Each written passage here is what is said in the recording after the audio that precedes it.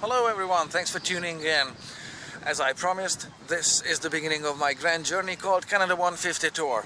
This is the place right in front of this flower bed here, and this is the time. This is the 7th day in the 7th month, sometimes after 7 p.m.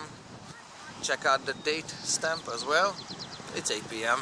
with the retakes and finding a time spot here where there aren't too many tourists. Behind you, as usual, is the Peace Arch. Still standing and open. That's good news, as it should. Where this grand journey begins is the issue of the 49th parallel. This Peace Arch is at the wrong spot. In fact, the whole border is at the wrong spot, and I'll explain how that happened and why. I'm not making this one up. I'm gonna get my GPS, pull it out, and you'll see with your very own eyes.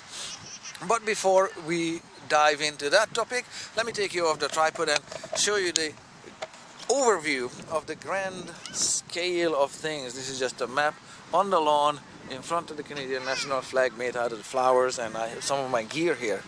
So just briefly, without too many details, we are right here at the border crossing where the map reads Blaine. That's on the United States side, and White Rock is the Canadian side. We'll visit a number of historic sites in the area. Fort Langley, Gulf of Georgia Cannery. We'll go to Point Roberts, a very small American piece of real estate that has to do with the existence of the 49th parallel and the issues that are around it. There's also another piece of real estate called New Westminster, which is somewhere here where my finger is, and it says Burnaby, and there's that circle. New Westminster is a small patch of real estate and is intricately related to the existence of these historic sites, the 49th parallel, and the whole issue of the existence of British Columbia and the whole existence of America. This is all tied together, and I'll explain how this all is connected to engineering and material science.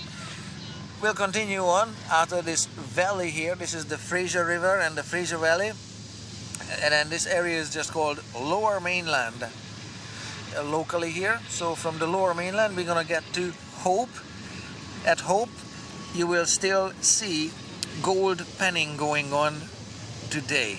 Hope, as well as Yale, Hell's Gate and Boston Bar and Lytton are sites of the Fraser Gold Rush. This is the Caribou Wagon Trail, and following this Caribou Wagon Trail we'll get to some other interesting sites. I'll explain the geology and how it all ties together at Hell's Gate, as well as at another site here called Chasm. At Chasm the geology is very obvious and it doesn't need any digging. That's why it's called Chasm.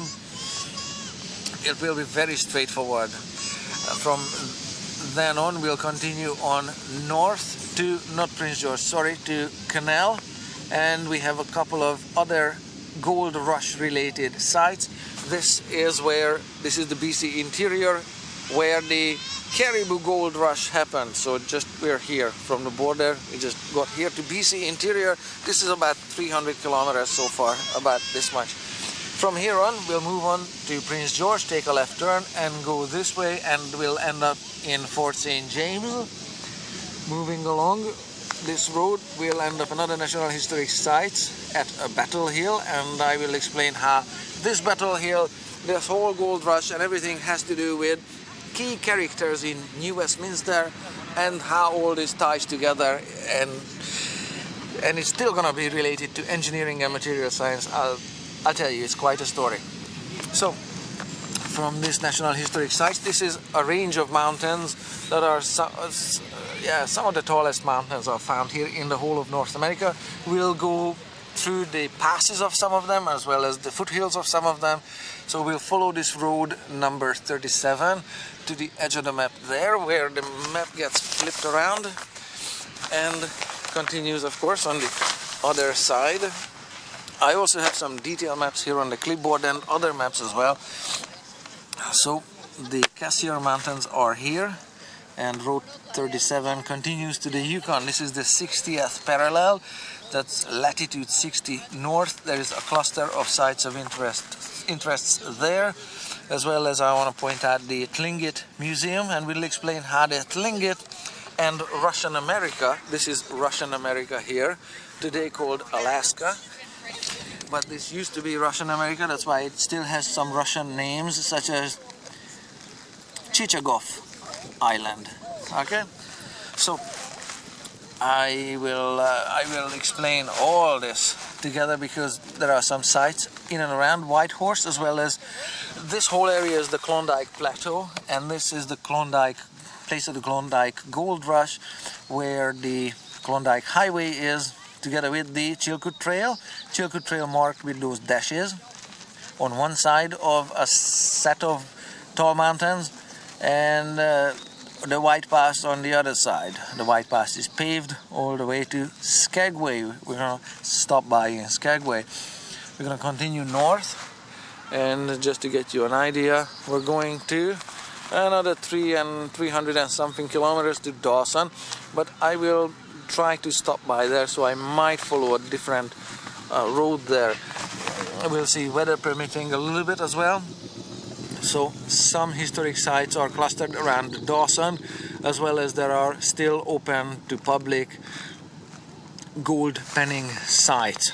Outside the Dawson city, just about where that red dot is next to the letter D, is a place of higher elevation right here called Midnight Dome Viewpoint. That's where this leg of the journey ends.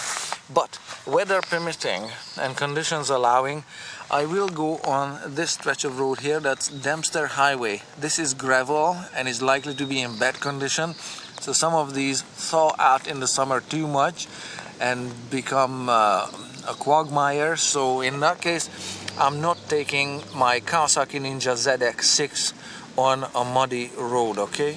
If it doesn't work, it just doesn't work. But this is another 500 kilometers all the way to Inuvik. And Inuvik is right there, a very small settlement. You can see the road labeled winter only on some stretches of it. So right here at the Mackenzie's Delta, at practically the edge of the Arctic Ocean, is where this leg of this journey ends, the Canada 150 tour. Why I'm going to Inuvik has to do with math and science as well. I'll explain when we get there, if I ever make it that far. So we'll go back to the first page, and we start all of this at the 49th parallel right over there.